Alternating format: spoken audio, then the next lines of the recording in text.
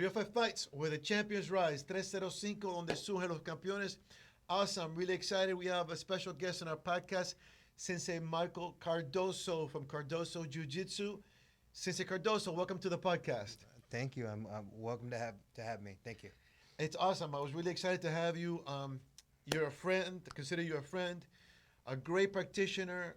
A great example of the martial arts. And at 305 Fights, we say where the champions rise. We say respect and honor. So we really want to highlight combat sports, martial arts, but everything that has to do with martial arts, like the philosophy, like the technical part, and I think you're a great example of that. Thank you very much for coming. Thank you. I appreciate it, and I consider you a friend as well. Awesome. How have you been? Good, good. Awesome. I loved seeing you in the UFC last weekend. Oh, thank you, thank you. It was a good experience. And we'll talk about that. Let's first start so everybody knows. Give us a little bio about yourself. I started martial arts I'm 44. I started martial arts when I was about 14 or so. I got beat up really bad when I was a kid, and I decided at that moment that wasn't going to happen again. And then I enrolled a local martial arts school and trained in some traditional martial arts then. And then when the UFC started at around in '93, the mid '90s, I just fell in love with the mixed martial arts and the jiu-jitsu, and it kind of geared me towards that direction. And then 20 years later, teaching, training, competing, coaching, and now officiating fights. I just love martial arts and the people involved in it and everything about it. It's my life's work. Excellent. And one of the things that I was reading about, I know about you, but I was also reading about your bio.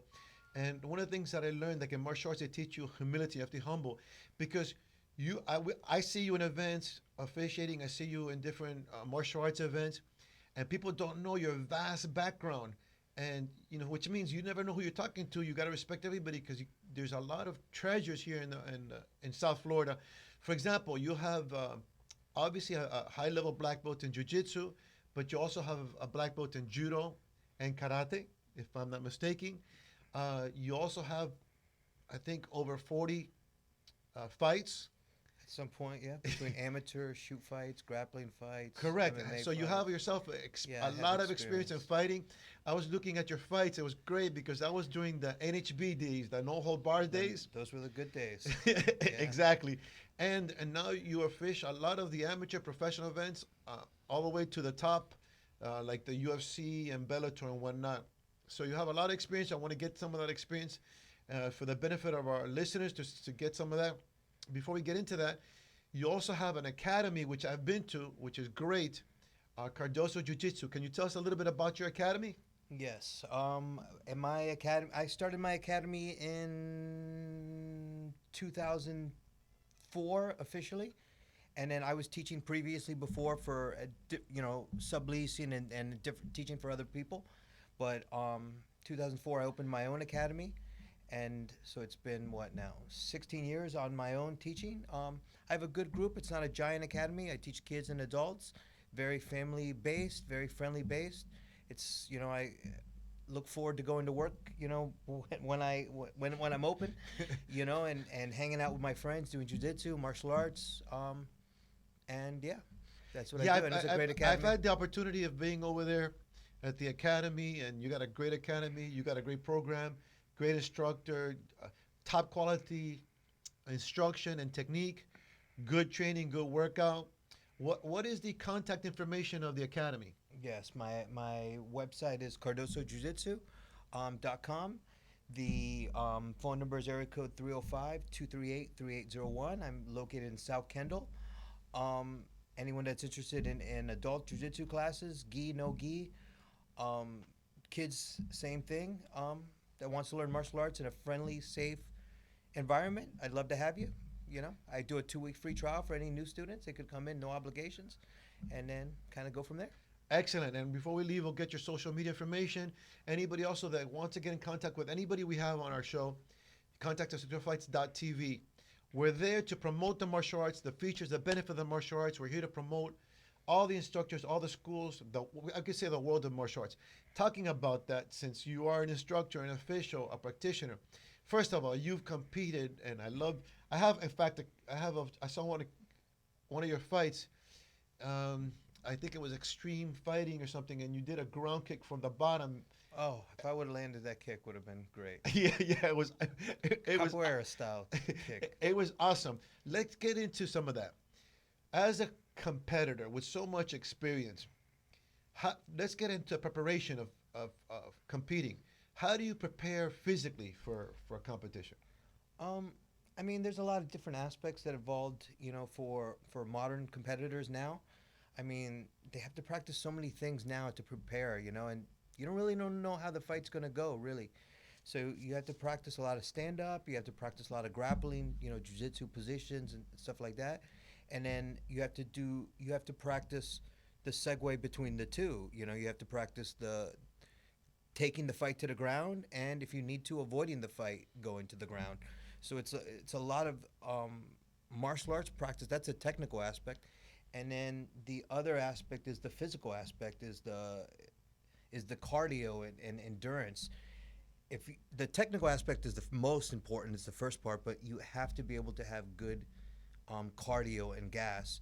And then there's a mental aspect of being prepared mentally and physically to compete. It's very scary. Yeah, It's yeah, very yeah. and I respect all competitors that do compete because I've been there. I know what it's like when that cage closes and you hear that clink clink.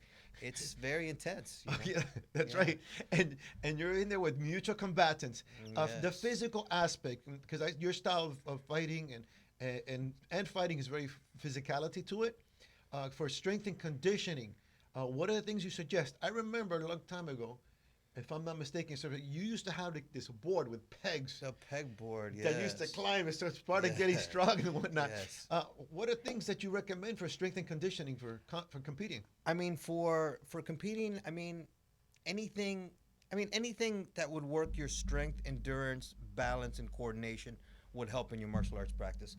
And I think every athlete is a little bit different what they like, because at the end of the day, in my opinion, endurance is endurance. So, it's really up to the athlete. I wouldn't really suggest anything. It's what you feel comfortable and what really works. Give you good cardio for preparation for fighting. I've seen athletes do certain things in different, some people do powerlifting, some people do like standard, bodybuilding type exercise. Some people do more of a yoga, or like a movement style training, gymnastics training, swimming, running, even the old school long distance boxing running, where you run for long, stretches of time. I think they're all good. It's really up to the athlete what he prefers aside from the technical aspect of his martial arts. That's my opinion. I really wouldn't say. No, that's I great. get that. I get that question all the time from clients of my own. They always ask, "What can I do outside of martial arts to get good at martial arts?" Really, it's the best way to get good at swimming is to be in the pool and swim to do martial arts. But anything that'll work, like I said, your balance, coordination, strength outside of martial arts will help your martial arts. Right. The So- you know it's a good that's a good point. It's a matter of what you're saying is a preference. I've seen some fighters that like to do the road work for conditioning, or for example, you And have some people hate it. yeah, like TJ Dillashaw, for example, he does conditioning by doing a lots of rounds of pad work. Yeah. Some people for grappling do a lot of swimming, and some others what they do is a lot of rounds of grappling. Yes. Um, I like by the way I like that when I saw the pegboard, I thought, well, pegboard. that's a good functional Yes. for grappling. That's a good Yes, functional yes. drill. I had to take it down, to be honest. Yeah, I had too many people having injuries from it. They start on the pegboard without warming up, and they tear their bicep brachialis over here. I've had a few injuries. wow. You It's know a what? weird. It's a weird injury, right here. Yeah, you know what I would think? I would think you were doing good as you had energy, and as you Yeah. didn't have energy, Yes. that's when it would get Yes. interesting. As far as as far as train mentally for competing, like you said, I guess there has to be for me as a trainer coach. I try to create what I call transitionary drills. In other words, get the mind ready for inside the cage, inside the event. What would you suggest for some good mental training for that? The fighters. They have to be mentally prepared to compete in front of audience against an opponent that really wants to hurt them. So I think the competitions nowadays, even if they're just grappling or more intensely for mixed martial arts and kickboxing, they prepare you for. They're the closest thing you could do in a safe environment to prepare you for a street fighting situation. With so mentally, you just have to be prepared, just to go to war, and kill or be killed, and yeah, and some people are able to do it, and some people are able to do it well, and some people are not, and that's where You brought a good where it point that lies. some of the other coaches were telling. In fact, I was talking to my twin brother, who's also a practitioner, and he said that he agreed that some of the tournaments and other events that you could get into, as many events you can get into, Mhm. psychologically prepares you because you're doing it around people and with people screaming and Yes, whatnot absolutely. for the bigger events. That's why I think one Yeah, of the things. I'm sorry. Go Go ahead. One of the things that I enjoy about 305 Fights is providing a platform ahead. Yes. for a lot of these amateurs. We have not only the amateurs, but we have the juniors now, Hmm. because we try to make it a platform to prepare them to become professionals. Yes. And just one thing is you're practicing in the school, another thing is practicing with people screaming around you and Big difference. cheering, and you come out and they call your name and the cameras. That outside stress, I mean, you see it That in the outside UFC stress. with the professionals. They're That, doing great, but can they deal with the outside stress? yes. And Yes. you were gonna say something about that? And some people can, and some people can't. Yeah. And some people are great inside the dojo, inside the academy with their buddies, and they're phenomenal. Everyday practice, they're disciplined, and then when it's showtime under the lights, they drop the ball. And some people are average, mediocre in the gym, but then the lights come on and everyone's watching them and they shine. Yeah, You know, they're performers. they're performers, Yeah, absolutely. yeah. Let's go back a little bit into the training and teaching at the academy. Where all this thing started. All this thing Hmm. starts from the martial arts, from the dojos, the kuns. I feel that the academy and the schools and the martial arts give also a lot of different benefits. Um, you were talking about, for example, getting beat up and self confidence. I started martial arts in Alapata YMCA. My parents came in the 60s to the Pork and Beans Project in Who Alapata. started first, yourself or your brother? We started together. Okay. And actually, but right now we started in judo. And where we teach now, Baragua Judo Sensei Fernandez, he was actually training, which is funny, 40 years later, he trained at Alapata YMCA. Wow. Um, and then then we had karate teachers come through and whatnot. But our parents put us in there because it was a neighborhood that you had to learn to defend yourself. There was no choice. Hmm. So the martial arts gave us that confidence to defend ourselves, gave us that focus and that discipline to choose uh, better, what I call better bad choices. Because a lot of our friends from the neighborhood, you had two ways to go. You had a way to focus yourself and try to create yourself as a professional, uh, or you became a professional criminal. Yeah. What are the benefits you see as a martial arts academy that are the features and benefits of the martial arts? Um, as far as the martial arts, I mean, I believe everyone does martial arts for different reasons. And as an instructor, you have to understand that and cater to that to the customer. And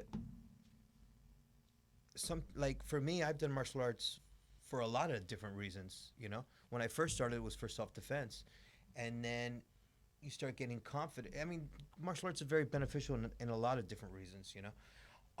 When I started competing, it was something to test myself. Once you start getting a little good, you want to compete with someone. You know, just kind of test yourself, winning and losing. It's just their life experiences. Winning. There's a way to win in the right way, and there's a way to lose in the right way. And martial arts has taught me that personally. And you know, people do martial arts for fitness, for exercise, for fun, for recreational. For meeting new people, just as an activity. And I think martial arts is beneficial for all of those activities. I think you're correct. I think it serves a particular personal need, Mm-hmm. and it comes down to self development. If you need Yes. to develop yourself, and you want to be part of a group, that's going to help you develop. So you go to be part of a group. If just getting in shape is going to make you feel better, you know, it's all personal needs, but I think it all comes under the title of self development. Absolutely. Let's get into the officialing because you've been officiating for a long time. You work together with us with 305 Fights. You do great. You're great as a professional. Um, the as an official, what are the suggestions you can give to competitors so they have a positive experience and they work along with the officials? Um, that's a good question. For example, for me, it would be to try to listen to the official and at all times be aware of the official's instructions. I think is very important. Yeah, I mean, I think it starts with the coach, as well, and the coach needs to be to guide the student as far as how to act and when to be there and have all their medicals and physicals ready and show up there on time, on weight, prepared to, where, with their mouthpiece, with their groin cup and all of the, proper things that they need to compete, That's part of me. That's a very good point because and then when they don't, a lot of times it's because their coach is not prepared, and I think that's wrong. This coach should guide the student. no, that's a great point because see now we're talking from the inside out, from the looking from the inside out that a lot of people don't know about. A lot of people don't know about And, it. and as a producer, as a combat league, and working with officials and putting something together, they have to realize the time, energy, and effort The to time, put something energy, and together. effort, yes. That you have to show up like a professional, make the weight, have your cup, be prepared, be on time. Yes. When these things are not working Done. together, it is very frustrating. Yes. It is cost money. It costs time, Absolutely. and you know what? You're getting the athlete prepared when he's a professional. When he's a professional, he needs that. And plus, as a martial artist, don't we need to be prepared? Don't we need to be disciplined? Yes.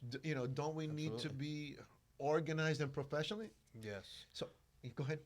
No, I mean, me officiating has taught me looking at martial arts from a different point of view, the back end of the competition, great events like 305 that you host, you know, creating a platform for these young aspiring martial artists to showcase their skills and to compete. And it takes a huge amount of effort on your part as far as, venue and marketing and everything, and matchmaking is a nightmare.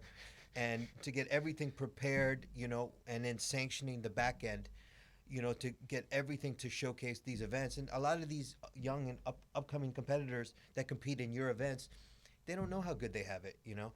They have a beautiful venue for them to compete and their family and friends to watch, and they Because our goal is to get them ready for a UFC, Bellator, and as an official for these world leagues, like you were just doing the UFC, tell them what they're going to experience when they get to that level. yeah, you have to show up on time. You have to be prepared. You have to bring your, as silly as it sounds, you have to bring your groin cup. You have to bring your mouthpiece. You have to bring your fight shorts. And some of these things are overlooked. Some of the simple, simple things are overlooked. And at these high level, if you cost them money, it's going to cost you money. Oh, absolutely. You get fined. You will get fined. Your and wages, your purse. Absolutely. Let's talk about officiating the UFC. You did a great job. I saw you. How was it? And we talked about this before. Officiating with no audience. Yeah. Because I heard Daniel Cormier and the commentators like so loud. Mm-hmm. It was like it was like watching MMA in a movie theater, where you have to be quiet, you have to whisper. At one point, I was near the cage and my phone went off, and everyone starts looking at me like my phone went off while they're fighting, so I had to turn my phone off. And with the whole COVID-19, everyone had to have masks on the outside. It was very awkward. And then, the Daniel Cormier, and Rogan and Anik talking was very loud on the broadcast, that in the fights the fighters were hearing it and making adjustments in the cage, which was very very interesting. One of the bouts that I refereed, there's a young lady named, I might butcher her name, Sajara. She goes by Sarge Eubanks. She was in the middle of her fight, and her corner, a great coach named Mark Henry, kept on screaming toe, toe, toe as an instruction. And I remember in the cage, I remember going, I wonder what that means. I was thinking, and then you hear Cormier off on the side go, well, Mark Henry's camp, they say toe as a fake. And when he said that, the coach from the other team tells her, and then now everyone knows, and we all three of us kind of laughed and smiled about it. It was very interesting. Yeah, we talked about that earlier. About there was one corner that they were very animated and excited, and I said, as a fighter, I don't know if this was good, because just listening to them like that would exhaust me. Would exhaust you, yes. And the fighter did get exhausted, and I was wondering how much of that did influence the fighters, that outside, suggestion and screaming. By the way, and let me get your thoughts on this. I think because working the corner, and you work plenty of corners, the suggestion should be concise. Yes. And short. And short. I think is very sometimes good. it gets a little bit too much. What do you think about that? It's interesting, because you only have 1 minute as a corner, to work your fighter, to try to, what's the word? To try to energize him and vitalize him and re-energize him for his next bout, to calm him down, and to give him the proper instructions, as well, to give him water and everything. I think as he sits down, you should be quiet for a second, give him his water, let him relax, and then very short and concise and instructions on what to do. You can't just keep talking and talking and talking. They're just going to zone you out, and just see where the fighter is and what he needs. And it was so different too, because when there is a large audience, It's a lot of energy coming in. No, I tell you, even as a fighter, sometimes I couldn't hear the corner. Oh, you couldn't hear the corner at all. Yeah, you couldn't hear the corner. Some fighters are just out there solo pilot. They don't even need a corner. They don't respond well. But then some fighters, they follow every instruction that the coach does. And I think that's great. Like, being a coach, it's like a video game almost. You tell the fighter what to do, and they do it. Right. Yeah, I remember when I was kickboxing. My kickboxing coach was Scott Ashley, the world champion. Scott Ashley, great. Yeah, middleweight champion. Yes. Shout out to Great Scott. He's got a boxing great gym up in Broad. Yeah, very nice gentleman. And I came over to the corner, and he gave me a break and get some water. He goes, "How do you feel?" "Great." "What do you think you're doing?" It was very short, concise. And then I said, "Are you going to tell me anything?" And he says, "If I need to tell you something, you shouldn't be in there." Interesting. Like, if I had to need to tell you what to fight, you shouldn't be in there.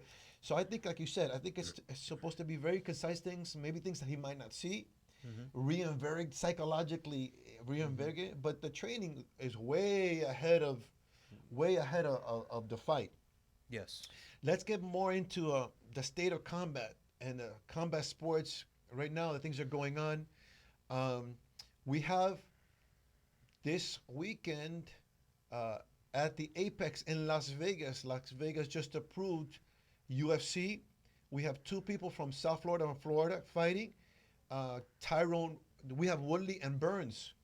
Yes. Woodley is out of American Top Team, Duke Rufus.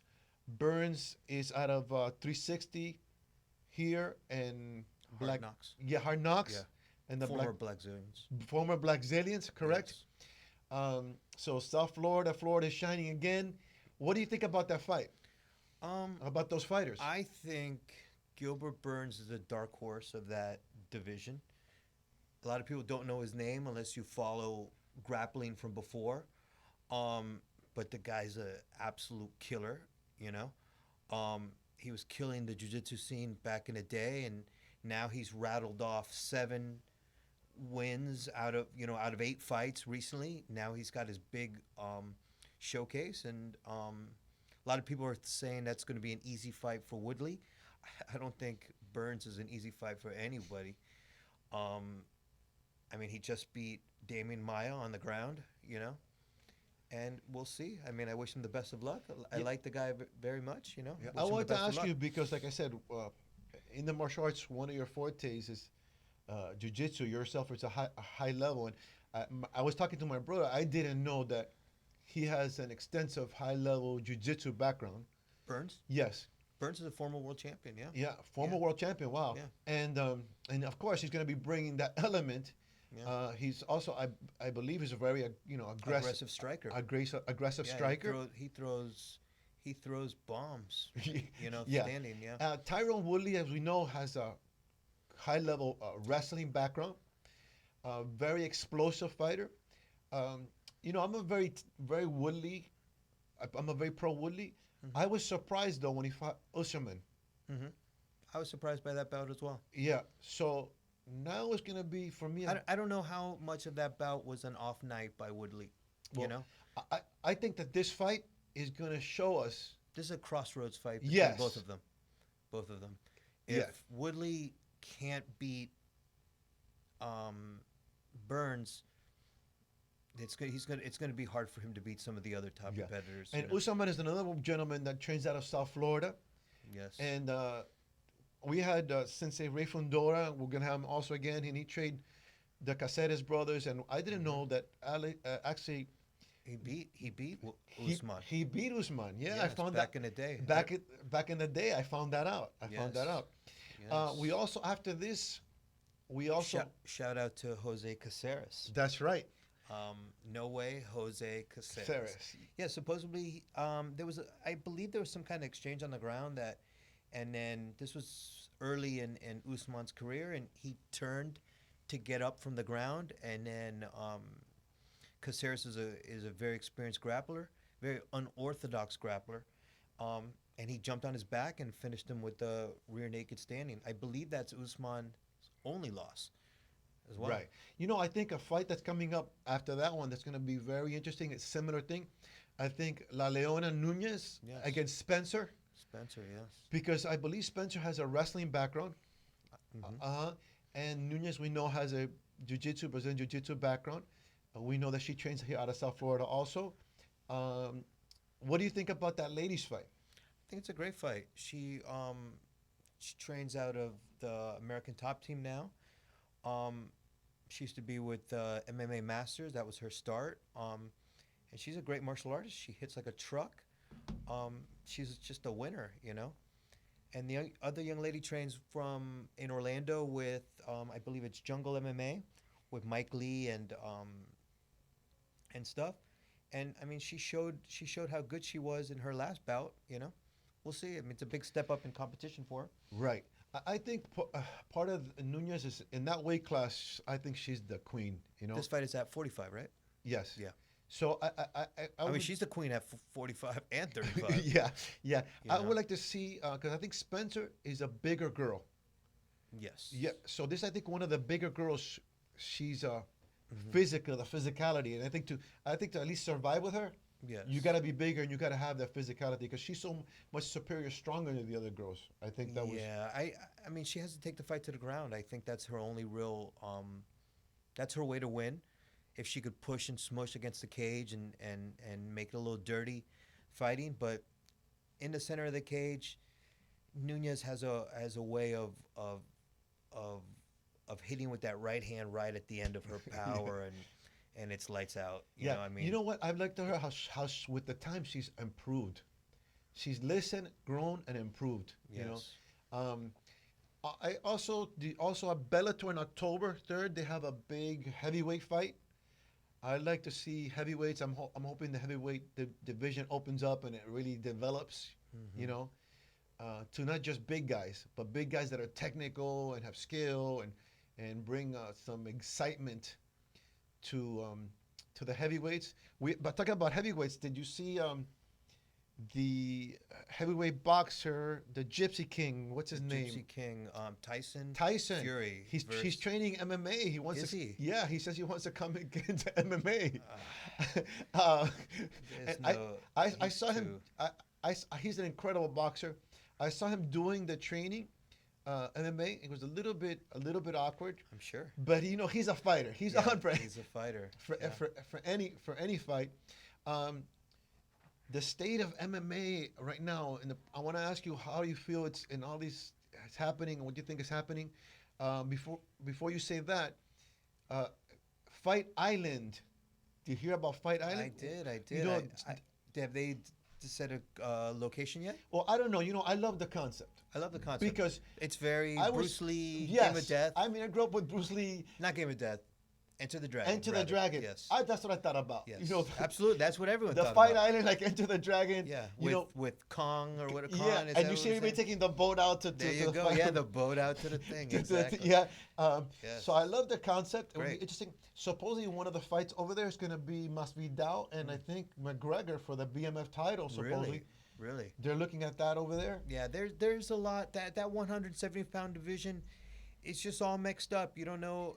You don't know what's going to happen. I hope that's not my phone. You don't know what's going to happen. It's all mixed up. We have Usman as a champion.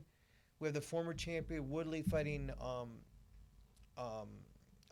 Burns now. Masvidal's in the mix as the BMF title. He should be fighting McGregor wants to fight at Usman. 170. McGregor at 170. We have Leon Edwards, which is won like 13 or so bouts. He's in England with no ability to get to the U.S. to fight. There's no fights held in Europe right now. I mean, it's a crazy tight What up do you division. think about McGregor being at 170? I think, well, I mean, there's welterweight fighters, and then there's the new welterweight, or what I call the modern welterweight fighter. That's a lightweight that doesn't want to cut weight. So he's just naturally at around 170 to 175, I'm assuming, maybe 180, and then he just fights at his walk-around weight, and he opted to fight Cowboy at that weight, which is again a modern welterweight, which is a lightweight that doesn't want to cut weight, and then. So I think it just gave him more options of fighting in the future. I just think Masvidal is too big for Conor and too experienced. Yeah, I think there's a lot of exciting options on the table. You heard? Did you see about Henry Cejudo retiring? Yes, So that division is wide open. wide open. Now they're going to have Jan versus Aldo for the vacant bantamweight title, and hey. The sport moves on. He decides to retire, which I don't think he was very serious. I think it was an attempt to negotiate for money, which the show goes on. Yeah. Dana's going to move on. Correct. You know? And personally, my understanding at this point in time, as a fighter, Mhm. you are a prize fighter. You are fighting for money. You should fight for your money. But when you start thinking about money and not thinking about fighting, because at the end of the game, they close those cage doors. A fighter's got to be in there, and a guy that likes to fight has to fight. The Yeah. pay and the check is Yeah, you have to like to fight. yeah, is afterwards. So tell me, what do you think of the state of combat sports now and things that are happening now? It's hard with COVID-19. It's going to put a stop on a lot of events and a lot of things moving forward. The grappling scene is completely, like stopped at least for 2020, and it's going to be hard for events to move forward without an audience and stuff like that. But where there's a will, there's a way, and mixed martial arts is going to find its way to, through this. And I like that Dana White and the UFC is taking progressive steps forward, and being the leader. And then I'm going to finish up with some ending comments. From my ending comments, I think in challenge there's always opportunity. So I think there's a lot of exciting things, opportunities. There's a special coming out now. I believe Bruce Lee's wife is Shannon, is it Shannon Lee? might be no Linda Lee. Linda. Linda Okay. Lee is putting out a documentary, a movie out now. I know that Rock Johnson is filming a movie, I think, based on Mark Kerr, the MMA The fighter. Smashing Machine, yeah. Yeah, so a lot. I think a lot of opportunity and excitement in these challenging times. Any closing statements, Sensei Cardoso? Um, no, I mean I'm glad to have me. Glad you guys have me on the podcast. I'd love to continue with different episodes with you. If you're in Kendall and want to train some jujitsu, my there, you have my information. What is And your then, social media information? just search Cardoso Jiu-Jitsu on Facebook or Cardoso BJJ on Instagram. Um, and then support your local fights, 305 fights, great event, It was. with great people. I knew I was gonna learn a lot. I knew I was gonna get great energy. I always learn a lot from you. Always get great energy. You're helping us bring the level up of martial arts in general, of promoting martial arts. Martial arts is a lifestyle, has so many benefits, so many things. If anybody's out there listening to us, if we can help provide a platform and be of assistance, reach out to 305fights.tv. So we're going to close it out. Thank you very much, Awesome. Sensei Thank you. Cardoso. Us. 305 Fights with the Champions Rise 305, donde surgen los campeones.